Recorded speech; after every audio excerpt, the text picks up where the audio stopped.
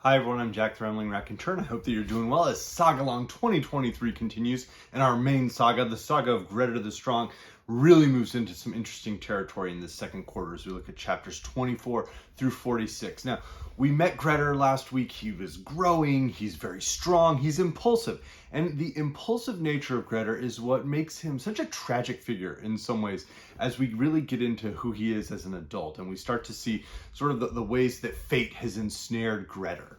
Grettir is brave. He's willing to face dangers that really no one else seems to. And he's capable of facing those dangers. In some ways, he does seem to be blessed on some level, whether it is from the Christian perspective or from a more traditional Nordic religious perspective.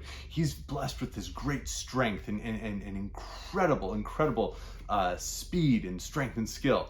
But that impulsive nature that is part of his identity really gets him into trouble. We left off and he was in the middle of this series of fights with a set of brothers, and those continue as the readings start this week. But as Grettir finally makes his way out of Norway, and he heads back to Iceland, we start to see the ways that his reputation is starting to build up around him. And that even though everybody knows he's very strong, he's very brave, he's a brilliant fighter, nobody really wants to have anything to do with him. His brothers don't necessarily spend a lot of time with him. His father won't have anything to do with him. And he volunteers to go on journeys, but folks, again, really don't want to have him as part of the team.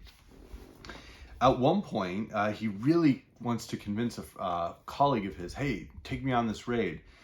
And Barty says, well, I got to clear it with my father.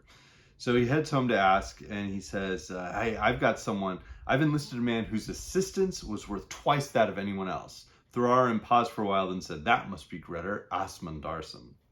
A wise man can guess the future, said Barty. That's the very man, foster father. Thorarin replied, it is true that Grettir is the greatest of all men now living in our country, and for as long as he keeps his health, it will be a long time before he is beaten with weapons. But he is a man of unbridled temper, and I doubt how much good fortune he will enjoy. You will need to make sure that not everyone on your expedition is a man of ill fortune. There will be plenty of those. Even if he does not go along, he will not be going anywhere if I have any say in the matter. I never expected you to grudge me the bravest man, whatever happens, foster father, said Barty. No one in my straits can provide for everything. You will succeed even if I provide for things, replied Thorarin.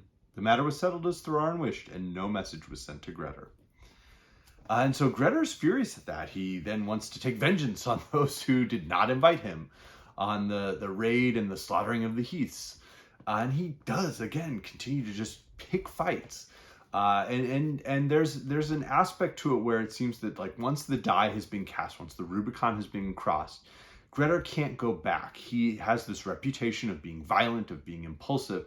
And because of that, people don't really include him. They do, in a sense, dishonor him, despite his great strength, despite his battle prowess, because they don't trust him. They worry about, the baggage that he brings, what trouble he might get into just on his own or just on an impulse. And so because of that dishonor, he then continues to act out. He continues to be so aggressive. And so he's caught in this vice that again starts to make Grettir seem to be a more tragic figure. And there are more disputes that across the pages in this. We get some aspects of the idea that the Althing is now established in Iceland. There are feuds, and there are ways in which the Althing settles the feuds. The concept of outlawry, the idea that a person can be exiled from Iceland, and if they do come back, anyone can kill them without having to provide compensation. They're just fair game, is all established now. That was something that in the early parts of the saga last week hadn't fully been established. And we start to see some interesting parallels. One of those is the idea that Christianity has been introduced in a very recent way, and that there are individuals who still sort of, I don't want to say cling to, but rely on their more traditional beliefs and their more traditional belief systems. And the writer of Grettir Saga is writing from a perspective now that is in a Christian Iceland, a Christianized Norway as well. And its influence, its cultural influence. But there are characters who sort of float in between those worlds. And we meet one of those in Glam. So Glam is hired to work at Thorhall's farm. But time went by. Glam took charge of watching the sheep, and it was little effort for him. He had a deep, booming voice, and the sheep flocked together when he called to them. There was a church at Thorhallstadr, but Glam would not go near it. He was not given to worship and had no faith, but was peevish and rude. Everyone found him obnoxious. Time went by until Christmas Eve. Glam got up that day and called out for his food. The farmer's wife answered, "It is not the Christian custom to eat on this day, because tomorrow is the first day of Christmas. It is our duty to fast today." Glam replied, "You have all sorts of superstitions that I dismiss as worthless. People don't strike me as being any better off now than they were in the days when they didn't practice such things. I prefer the way people were when they were called heathens. I want my food and don't try any tricks." The farmer's wife said, "I know that you'll suffer for it today if you go ahead with this evil act." Glam told her to bring him some food immediately, otherwise she would be the worse off. She did not dare to disobey, and when he had eaten his fill, he went outside in a rather stormy mood. It was dark, and the snow was falling. The weather was stormy and grew much worse as the day progressed. People heard the shepherd early in the day, but less as the day wore on. Then the snow began to drift, and in the evening there was a blizzard.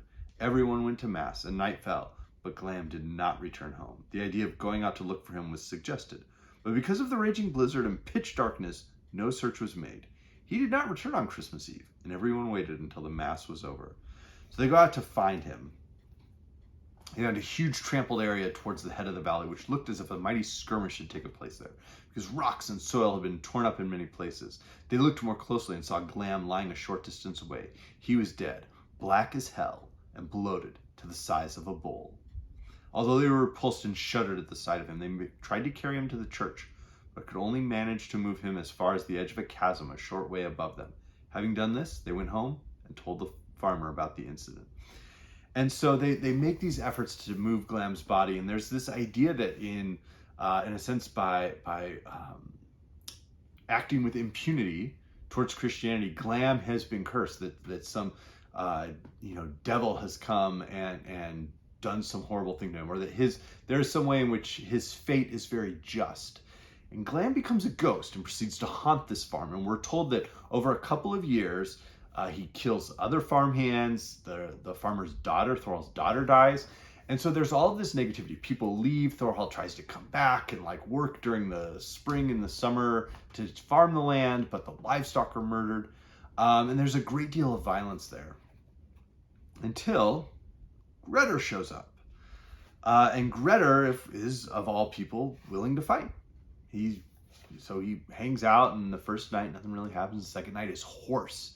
It has every bone broken in its body. So third night, Grettir knows he's gonna face Glam. He goes, I want to look at this guy. I just want to need a small look at him. I need that. That's at least a small token for what's happened to my horse. And so Grettir's there, and Grettir's enormous. And they fight. And it is a brilliant scene. It really does conjure the great set pieces that are famous within the sagas. And it's described how the different ways in which Grettir and Glam start the fight inside. And Grettir recognizes that he needs to contain Glam inside this house, so that somehow if they get outside, it's just going to be over. And so they fight, and he pulls, and they struggle at each other, and they're breaking benches as they fall out. It's told about how Grettir dives into Glam and surprises him, and Glam, as he falls backwards, basically rips the arch of the doorway and the threshold of the doorway with him and collapses part of the house on them. And as they're fighting, just as Glam fell, the clouds drifted away from the moon, and Glam glared up at it. Grettir himself has said that this was the only sight that ever unnerved him. Suddenly, Grettir's strength deserted him from exhaustion, and also because of the fierce way Glam was rolling his eyes and unable to draw his sword. He lay there on the brink of death. Glam was endowed with more evil force than most other ghosts as he spoke these words.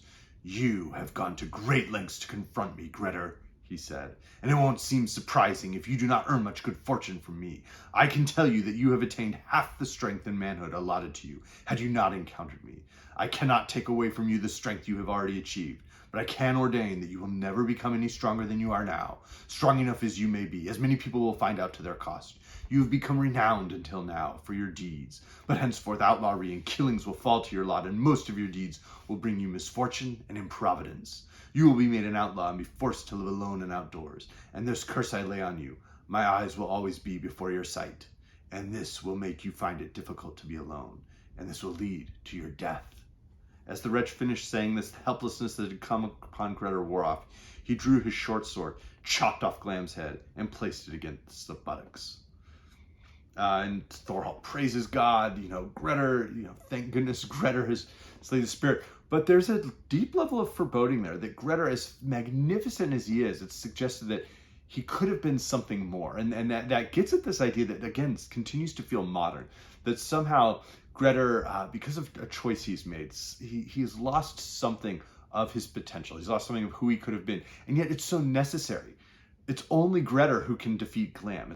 There's no suggestion that anyone else could defeat Glam, the ghost.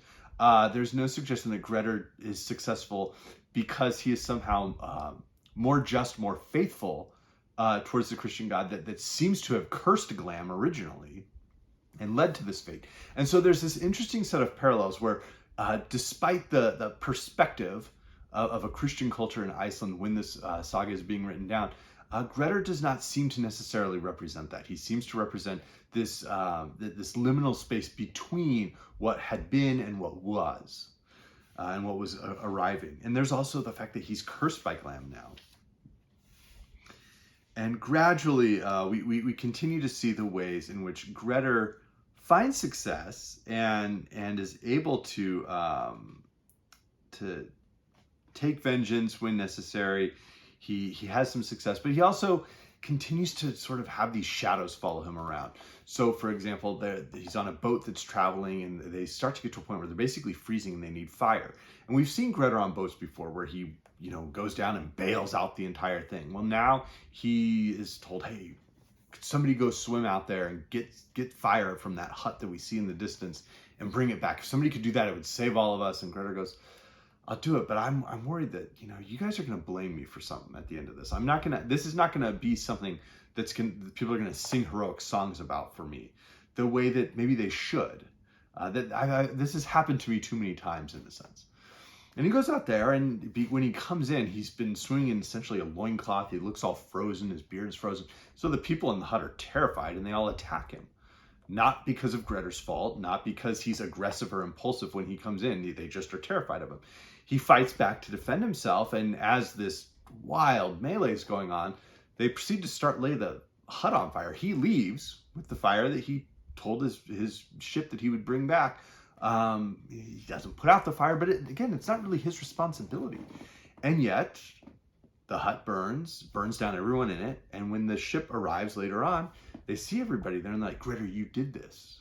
And everybody starts talking that Grettir has burned. And that sort of brings in this reference to Njal's Saga, which was probably one of the 2 or 3 most famous sagas when Grettir the Strong was really composed and written down.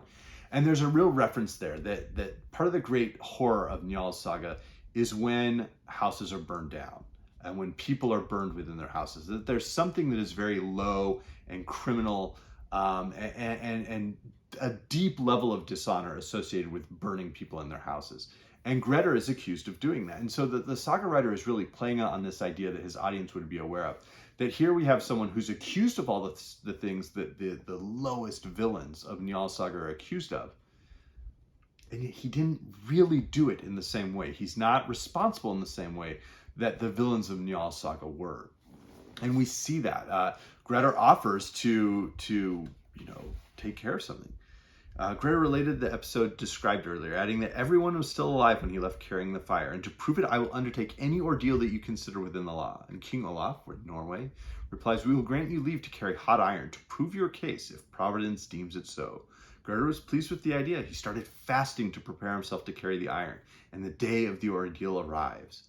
But as he's walking through, an ugly boy ran up to him and said, what a strange custom in this country that calls itself Christian, to allow evildoers and bandits and thieves to go about in peace and undergo ordeals. What would an evil man do except try to save his own life for as long as he can? Here now is a criminal who has been proven responsible for evil deeds and burning innocent people alive in their houses, and he is being given a chance of an ordeal? This is an outrage. And as the boy comes up to Grettir he went up to Grettir and gave him the finger, pulled faces, called him the son of a sea troll and other rude names. Grettir flew into a rage, lost control of himself, raised his fist and boxed the boy on the ear, knocking him out cold. Some people would claim he was killed on the spot. Nobody seemed to know where the boy came from or what became of him, but the most common explanation is that he was an evil spirit sent to bring Grettir bad luck.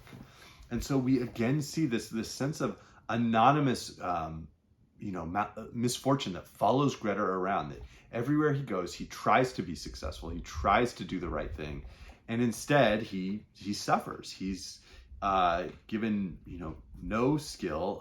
He's given no credit for the things that he does that are positive. After that, King Olaf essentially says, your impulsive decisions have made it that your reputation's so bad, we can't even have you go through the ordeal. We can't do it here today, and nobody's going to want to ever do this again with you. Just get out of here, Grettir. And so Grettir continues to just be, bogged down with these negative rumors. And of course, word is getting back to Iceland that Grettir allegedly burned down this hut with these people in it. So now their family is mad at Grettir's family because of something he didn't even do. Again, at Yuletide, he arrives at the house of a farmer named Einar, and a berserk comes up and wants to, essentially demand Einar's daughter, and by extension, probably his wealth. And Grettir, continues to, he doesn't want to get involved, but he gives Einar, hey, look, here's what we'll do. And then the berserk starts talking trash to Grettir, and so Grettir goes up. The berserk starts to howl loudly and bite the edge of his shield. He put his shield in his mouth, spread his lips over the corner of it, and acted like a savage. Grettir strode over to him, and when he came alongside the berserk's horse, he kicked the bottom of the shield up into his mouth so hard that his face ripped open, and his jaws fell down to his chest. In a single action, he grabbed the berserk's helmet with his left hand and dashed him from his horse. And with his right hand, he drew the short sword he was wearing, and he struck him on the neck, chopping off his head. When Snakehole's companions saw this, they fled in all directions. Grettir could not be bothered to chase them, for he could tell they were not at all brave. The farmer and many other people thanked him kindly for this bold and resolute deed. And there is this sense that every now and then Grettir gets an ounce of the credit. Every now and then Grettir does something, he protects someone who needs support, just as he did earlier at the farm when he slayed Glam. He periodically gets the credit he deserves, but it never is from other warriors. It never seems to be from people who are of his own sort of social standing. It's people who just need help. And there's something telling in the saga writer there. There's something telling about the way that the people who give Grettir credit versus those who do not. And we're left finally with another foreboding moment. There's a reference about Grettir and his brother sort of separating, and Grettir sort of teasing his brother about being so scrawny, and the brother saying, listen, my arms may be small, but they'll avenge you when necessary. And Grettir sort of laughs it off. But there's an element of foreshadowing there, and I'll be curious to see in these next 2 weeks if that becomes apparent. But the other is the fate of Atli. So Atli is sort of Grettir's closest kinsman who's still back in Iceland. And as the rumors continue to spread about the violence, someone decides to just keep picking fights with Atli. And Atli defends himself. He defends himself in a fight, even though doesn't have the martial prowess of Grettir. But Atli is also the inverse of Grettir in that he's much more popular. Everybody gets along with him. He's generous. And so there's this bizarre conspiracy in which the man who wants vengeance basically beats one of his local farmhands, so much that the man goes to find, support at Atli and basically find a job with Atli. And Atli doesn't want to be accused of stealing farmhands. But the guy says, look, he just keeps beating me. Can I just hang out here for safety? And of course, that accusation is then what materializes, and Atli is murdered. And so they want to lay a claim, but nobody can lay the claim at the Althing because it's Grettir's job to claim vengeance, and he's not in Iceland. So that claim is sort of put in abeyance, but hey, Grettir's reputation precedes him, and we need to condemn him as an outlaw for everything that he did when he burned those people in Norway. And so it's going to be interesting to see how Grettir can extend his ambition, his aspirations, his prowess against the fate that seems to have ensnared him as we continue. And this continues to be a very interesting saga. It is definitely one that is a late saga. It is, I think, written in clear reference to Njal's saga this week and others in last week in the first quarter. But it's going to be interesting to see how this continues to develop and wrap up. But I hope everyone's enjoying it. Thanks.